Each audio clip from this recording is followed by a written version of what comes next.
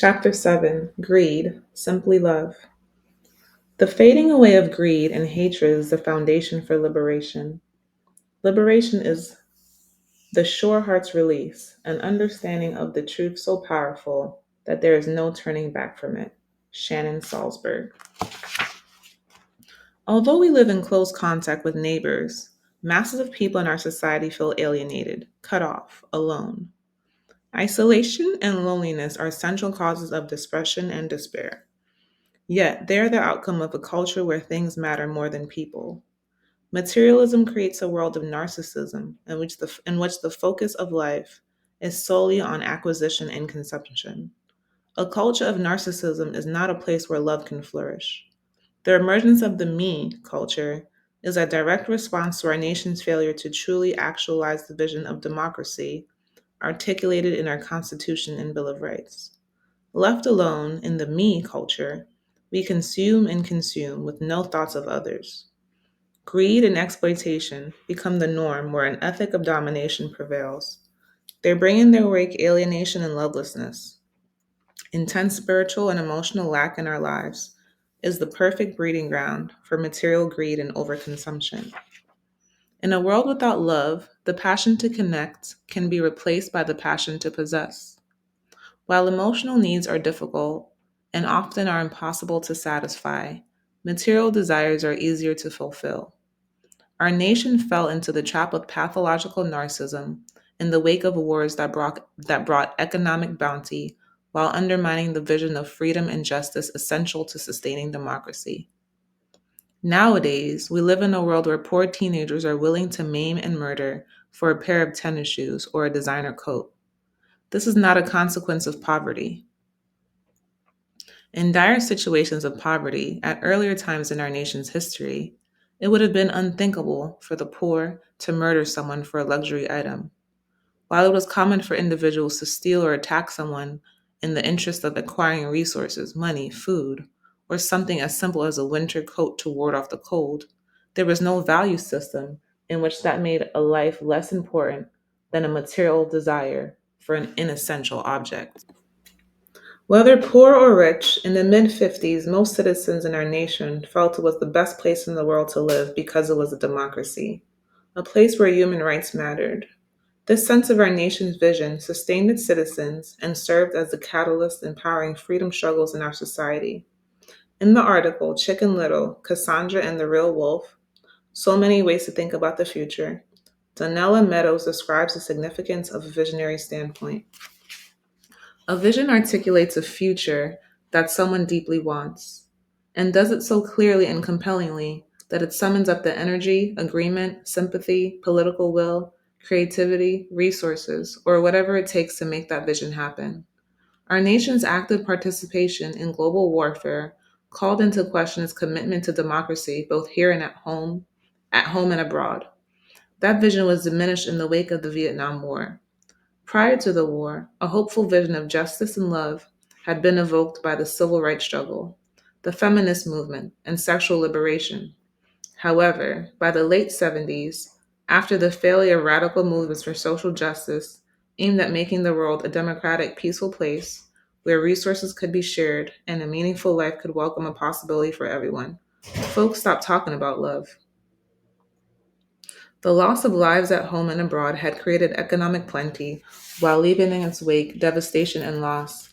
Americans were asked to sacrifice the vision of freedom, love, and justice, and put in its place the worship of materialism and money. This vision of society upheld the need for imperialistic war and injustice. A great feeling of despair gripped our nation when the leaders who had led struggles for peace, justice, and love were assassinated. Psychologically, we were in despair even as economic booms opened up jobs for women and men from previously disenfranchised groups. Instead of looking for justice in the public world, individuals turned to their private lives, seeking a place of solace and escape. Initially, lots of folks turned inward to family and relationships to find again a sense of connection and stability. Coming face to face with rampant lovelessness in the home created an overwhelming sense of cultural brokenheartedness. Not only did individuals despair about their capacity to change the world, they began to feel enormous despair about the ability to make basic positive changes in the emotional fabric of their daily lives.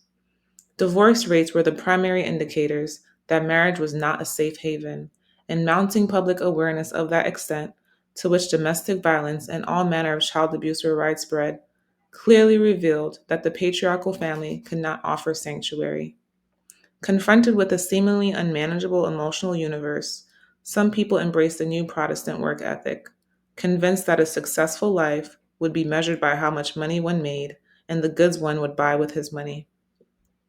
The good life was no longer to be found in community and connection. It was to be found in accumulation and fulfillment of hedonistic, materialistic desire. In keeping with this shift in values from a people oriented to a thing oriented society, the rich and famous, particularly movie stars and singers, began to be seen as the only relevant cultural icons. Gone were the visionary political leaders and activists. Suddenly, it was no longer important to bring an ethical dimension to the work life. Making money was the goal, and by whatever means. Widespread embrace of corruption undermined any chance that a love ethic would resurface and restore hope.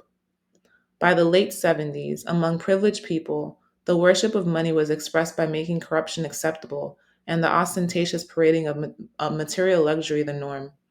To many people, our nation's acceptance of corruption as the new order of the day began with unprecedented exposure of presidential dishonesty and the lack of ethical and moral behavior in the White House. The lack of ethics was explained away by government officials linking support of big business to further imperialism with national security and dominance globally. This coincided neatly with the decline in the influence of institutionalized religion, which had previously provided moral guidance. The church and temple became places where a materialistic ethic was supported and rationalized. Among the poor and the other underclasses, the worship of money became most evident by the unprecedented increase in the street drug industry, one of the rare locations where capitalism worked well for a few individuals. Quick money, often large amounts made from drug sales, allowed the poor to satisfy the same material longings as the rich. While the desired objects might have differed, the satisfaction of acquisition and possession was the same. Greed was the order of the day, mirroring the dominant capitalistic culture. A few individuals in poor communities prospered while the vast majority suffered endless, unsatisfied cravings. Imagine a mother living in poverty who has always taught her children the difference between right and wrong, who has taught them to value honesty because she wants to provide them with a moral and ethical universe, who suddenly accepts a child selling drugs because it brings into the home financial resources for both necessary and unnecessary expenses. Her ethical values are eroded by the intensity of longing and lack, but she no longer sees herself as living at odds with the consumer culture she lives in. She has become connected, one with the culture of consumption and driven by its demands. Love is not a topic she thinks about. Her life has been characterized by lack of love. She has found it makes life easier when she hardens her heart and turns her attention toward more attainable goals, acquiring shelter and food, making ends meet, and finding ways to satisfy desires for little material luxuries. Thinking about love may simply cause her pain. She and hordes of women like her have had enough pain. She may even turn to addiction to experience the pleasure and satisfaction she never found when seeking love. Widespread addiction in both poor and affluent communities is linked to our psychotic lust for material consumption. It keeps us unable to love. Fixating on wants and needs, which consumerism encourages us to do, promotes a psychological state of endless craving. This leads to an anguish of spirit and torment so intense that intoxicating substances provide release and relief while bringing in their wake the problem of addiction. Millions of our nation's citizens are addicted to alcohol and legal and illegal drugs. In poor communities where addiction is the norm, there is no culture of recovery. The poor who are addicted and who lack the means to indulge their habit are caught in the grip of major physical and emotional suffering. Addicts want release from pain. They are not thinking about love. In Staten Peel's useful book, Love and Addiction, he makes the insightful point that addiction is not about relatedness. Addiction makes love impossible. Most adults are primarily concerned with acquiring and using their drug, whether it be alcohol, cocaine, heroin, sex, or shopping. Hence, addiction is both a consequence of widespread lovelessness and a cause. Only the drug is sacred to the addict. Relationships with intimacy and closeness are destroyed as the addicted individual participates in the greedy search for satisfaction. Greed characterizes the nature of this pursuit because it is unending. The desire is ongoing and can never be fully satisfied. Of course, the ravages of addiction and more glaringly obvious in the lives of the poor and dispossessed because they have neither the means to engage in the cover-up so effectively employed by privileged addicts nor the access to recovery programs. When the case against O.J. Simpson was national news, there was little discussion of the role substance abuse played in facilitating the emotional estrangement in an already dysfunctional family. While domestic violence was highlighted, and everyone agrees that it was not acceptable behavior, substance abuse was not. It was not seen as a major factor that destroyed the conditions needed for positive emotional interactions. For example, it was not acceptable for anyone to talk compassionately in any manner that did not blame the victim about the possibility that Nicole's system had kept herself and her children in a dangerous, life threatening environment, in part because she was not willing to sacrifice her attachment to a superficially glamorous lifestyle among the rich and famous. Behind the scenes, when they are not afraid of being seen as politically incorrect, women who are bound with abusive, rich, and powerful men talk easily about their addiction to power and wealth. Both men and women remain in dysfunctional, loveless relationships when it's materially opportune. All over this nation, greed motivates individuals to place themselves in light threatening situations. Our prisons are full of people whose crimes are motivated by greed, usually the lust for money. While this lust is the natural response of anyone who has totally embraced the values of consumerism, when these individuals harm others in their pursuit of wealth, we are encouraged to see their behavior as aberrant. We are all encouraged to believe they are not like us. Yet studies show that many people are willing to gain monetary advantage, are willing to lie to gain monetary advantage. Most people are tempted by longings to endlessly consume or to try to acquire wealth by any means. In recent years, the public support of gambling, both in lotteries and casinos, has heightened the awareness that desire for money can be addictive.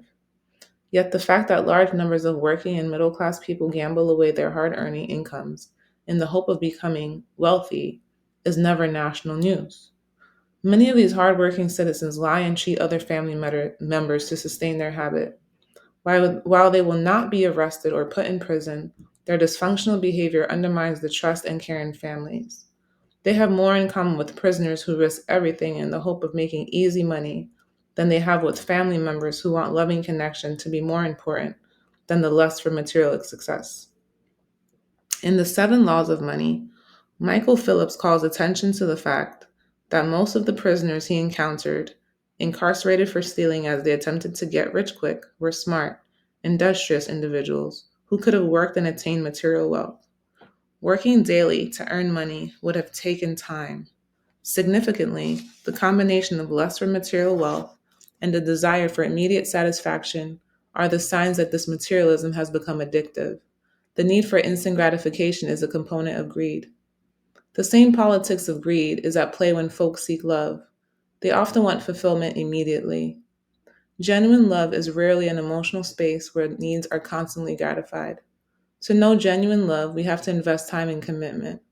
As John Wellwood reminds us in Journey of the Heart, The Path to Conscious Love, dreaming that love will save us, solve all our problems, or provide a steady state of bliss or security only keeps us stuck in a wishful fantasy, undermining the real power of love, which is to transform us. Many people want love to function like a drug, giving them an immediate and sustained high. They want to do nothing, just passively receive the good feeling. In patriarchal culture, men are especially inclined to see love as something they should receive without expending effort. More often than not, they do not want to do the work that love demands.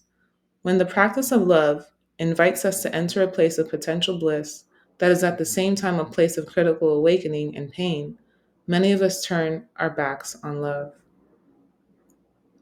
All the widespread emphasis on dysfunctional relationships in our society could easily lead to the assumption that we are a nation committed to ending dysfunction, committed to creating a culture where love can flourish. The truth is, we are a nation that normalizes dysfunction. The more attention focused on dysfunctional bonds, the more the message that families are all a bit messed up becomes commonplace, and the greater the notion becomes that this is just how families are. Like hedonistic consumption, we are encouraged to believe that excesses of the family are normal, and that it is abnormal to believe that one can have a functional, loving family. This is the outcome of living in a culture where the politics of greed are normalized. The message we get is that everybody wants to have more money to buy more things, wants to have more money to buy more things, so it's not problematic if we lie and cheat a bit to get ahead. Unlike love, desires for material objects can be satisfied instantly if we have the cash or the credit card handy, or even if we are just willing to sign the papers that make it so we can get what we want now and pay more later. Concurrently, whether it comes to matters of the heart, when it comes to matters of the heart, we are encouraged to treat partners as though they were objects we pick up, use, and then discard and dispose of at will, with the one criteria being whether or not individualistic desires are satisfied. When greedy consumption is the order of the day, dehumanization becomes acceptable. Then, treating people like objects is not only acceptable, but is required behavior. It is the culture of exchange, the tyranny of marketplace values. Those values inform attitudes about love. Cynicism about love leads young adults to believe there is no love to be found, and that relationships are needed only to the extent that they justify desires. How many times do we hear someone say, well, if that person is not satisfying your needs, you should get rid of them?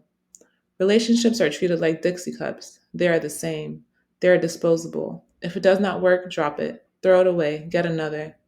Committed bonds, including marriage, cannot last when this is the prevailing logic, and friendships or loving community cannot be valued and sustained. Most of us are unclear about what to do to protect and strengthen caring bonds when our self centered needs are not being met. Most people wish they could find love where they are, in the lives and relationships they have chosen, but they feel they lack useful strategies for maintaining these bonds. They turn to mass media for answers. Increasingly, the mass media is the primary vehicle for the promotion and affirmation of greed. There is little information offered about the establishment and maintenance of meaningful relationships. If the will to accumulate is not already present in the television watcher or in the moviegoer, it will be implanted by images that bombard the psyche with the message that consuming with others, not connection, should be our goal. Nowadays, we go to a movie and must watch commercials first.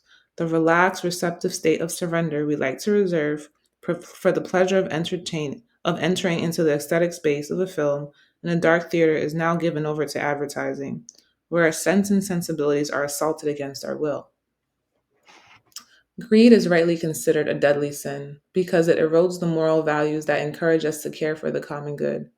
Greed violates the spirit of connectedness and community that is natural to human survival. It wipes out individual recognition of the needs and concerns of everyone, replacing this awareness with harmful self centeredness. Healthy narcissism, the self acceptance, self worth, that is the cornerstone of self love, is replaced by a pathological narcissism, wherein only the self matters. That justifies any action that enables the satisfying of desires. The will to sacrifice on behalf of another, always present when there is love, is annihilated by greed. No doubt this explains our nation's willingness to deprive poor citizens of government funded social services, while huge sums of money fuel the ever growing culture of violent imperialism. The profiteering prophets of greed are never content. It is not enough for this country to be consumed by a politics of greed, it must become the natural way of life globally. Generosity and charity militates against the proliferation of greed, whether it takes the form of kindness to one's neighbor, creating a progressive system of job sharing, or supporting state funded welfare programs. When the politics of greed become a cultural norm, all the acts of charity are wrongly seen as suspect and are represented as a gesture of the weak. As a consequence, our nation's citizens become less charitable every day, arrogantly defending self serving policies which protect the interests of the rich, by claiming that the poor and needy have not worked hard enough. I have been astonished by hearing individuals who inherited wealth in childhood warn against sharing resources because people needing help should work for money in order to appreciate its value. Inherited wealth and or substantial material resources are really talked about in the mass media because those who receive it do not wish to validate the idea that money received that is not a reward for hard work is beneficial. Their acceptance and use of this money to strengthen their economic self sufficiency exposes the reality that working hard is really the means by which enough of us can gain enough access to material resources to become wealthy. One of the ironies of the culture of greed is that the people who profit the most from earnings they have not worked to attain are the most eager to insist that the poor and working classes can only value material resources attained through hard work.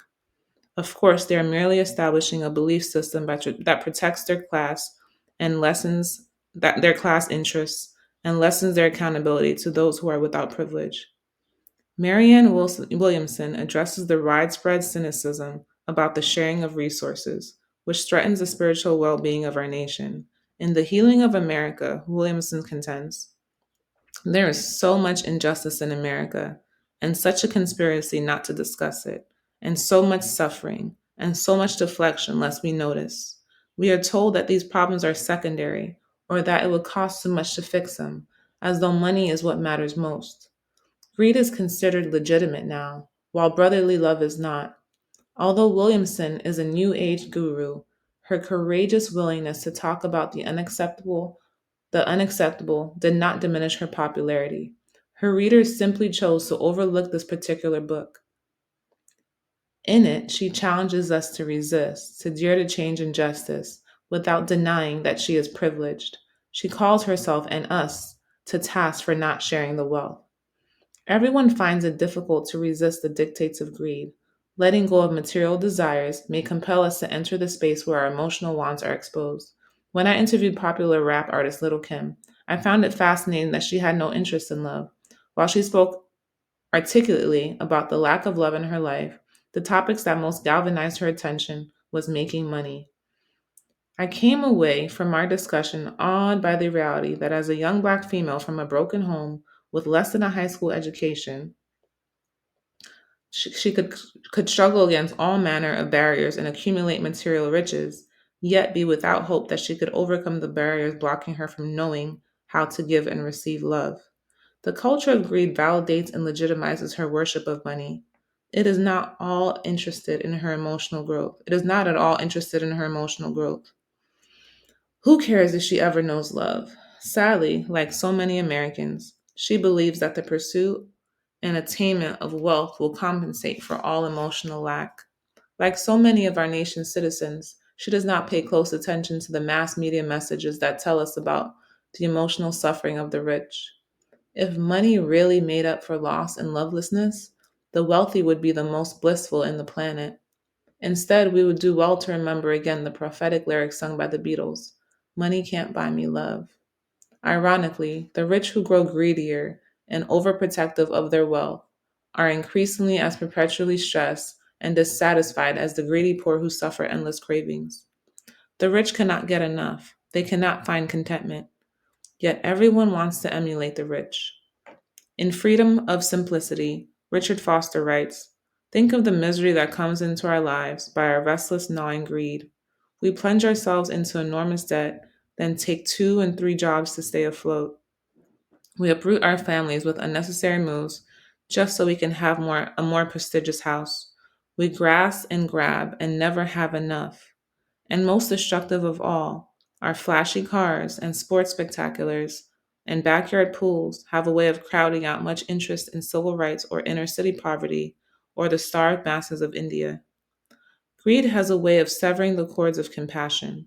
Indeed, we ignore the starving masses in this society, the 38 million poor people whose lives are testimony to our nation's failure to share resources in a charitable and equitable manner.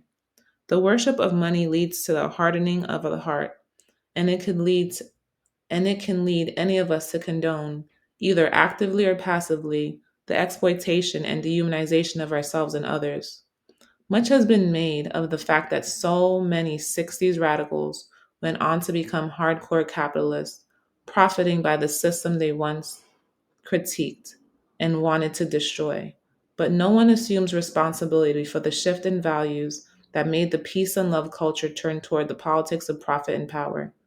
That shift came about because the free love that flourished in utopian communal hippie enclaves, because that shift came about because of the free love that flourished in utopian communal hippie enclaves, where everyone was young and carefree, did not take root in the daily lives of ordinary working and retired people. Young progressives committed to social justice, who had found it easy to maintain radical politics when they were living on the edge, on the outside, did not want to do the hard work of changing and reorganizing our existing system in ways that would affirm the values of peace and love, or democracy and justice. They fell into despair, and that despair made capitulation to the existing social order the only place of comfort. It did not take long for this generation to find out that they love material comfort more than justice. It was one thing to spend a few years doing without comfort to fight for justice, for civil rights, for non white people and women of all races, but it was quite another to consider a lifetime where one might face material lack or be compelled to share resources.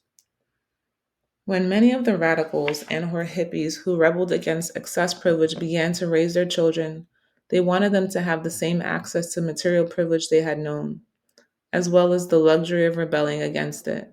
They wanted them to be materially secure. Concurrently, many of the radicals and or hippies who had come from backgrounds of material lack were also eager to find the world of material plenty that would sustain them. Everyone feared that if they continued to support a vision of communalism, of sharing resources, that they would have to make do with less. Lately, I've sat around dinner tables with fancy food and drink, dismayed as I listened to reformed radicals joke about the fact that they would never have imagined years ago that they would become social liberals and fiscal conservatives. People who want to end welfare while promoting and supporting big business. Williamson makes this insightful point. The backlash against welfare in America today is not really a backlash against welfare abuse, so much as it is a backlash against compassion in the public sphere. While America is full of those who would police our private morals, there is far too little questioning of societal morals. We are among the richest nation on earth, yet we spend a trivial amount on our poor compared to that spent by every other Western industrialized nation. One fifth of America's children live in poverty. Half of our African American children live in poverty. We are the only industrialized Western nation that does not have universal health care. These are the truths no one wants to face. Many of our nation's citizens are afraid to embrace an ethics of compassion because it threatens their society. Brainwashed to believe that they can only be secure if they have more than the next person. They accumulate and still feel insecure because there is always someone who has accumulated more. We are all witnessing the ever widening gap between the rich and the poor, between the haves and the have nots. Those with class privilege live in neighborhoods where affluence and abundance are made explicit and are celebrated. The hidden cost of that affluence is not apparent, however. We need not witness the suffering of many so that the few may live in a world of excessive luxury. I once asked a rich man, who had only recently attained his status, what he liked most about his new wealth. He said that he liked seeing that money could make people do, how it could make them shift and violate their values. He personified the culture of greed. His pleasure in being wealthy was grounded in the desire not to only to not only have more than others, but to use that power to degrade and humiliate them. To maintain and satisfy greed, one must support domination. And the world of domination is always a world without love. We are all vulnerable. We have all been tempted. Even those of us committed to an ethic of love are sometimes tempted by greedy desires. These are dangerous times. It is not just the corrupt who fall sway to greed. Individuals with good intentions and kind hearts can be swept away by unprecedented access to power and privilege. When our president exploits his power and consensually seduces a young woman in the government's employ, he gives his public expression to his greed. His actions reveal a willingness to place all he holds dear at risk for the satisfaction of hedonistic pleasure. That so many of our nation's citizens felt this misuse of power was simply the way things are done. That he simply had the misfortune to get caught is further testimony that the politics of greed are condoned. They exemplified the greedy mindset that threatens to consume our capacity to love, and with our capacity to sacrifice on behalf of those we love. Concurrently, the young woman involved manipulates facts and details, and ultimately prostitutes herself by selling her story for material gain because she is greedy for fame and money. And society condones this get rich quick scheme. Her greed is even more intense because she also wants to be seen as a victim. With the boldness of any con artist working the capitalist addiction to fantasy, she attempts to rewrite the script of her consensual exchange of pleasure so that it can appear to be a love story. Her hope is that everyone will be seduced by the fantasy and will ignore the reality that deceit, betrayal, and lack of care for the feelings of others can never be a place where love will flourish. This is not a love story. It is a place where it is a public dramatization of the politics of greed at play, a greed so intense it destroys love. Greed assumes love and compassion. Living simply makes room for them. Living simply is the primary way everyone can resist greed every day. All over the world, people are becoming more aware of the importance of living simply and sharing resources. While consumerism has suffered political defeat globally, the politics of communalism continue to matter. We can all resist the temptation of greed. We can work to change public policy, electing leaders who are honest and progressive. We can turn off the television set. We can show respect for love. To save our planet, we can stop thoughtless waste. We can recycle and support ecology, advance survival strategies. We can celebrate and honor communalism and interdependency by sharing resources.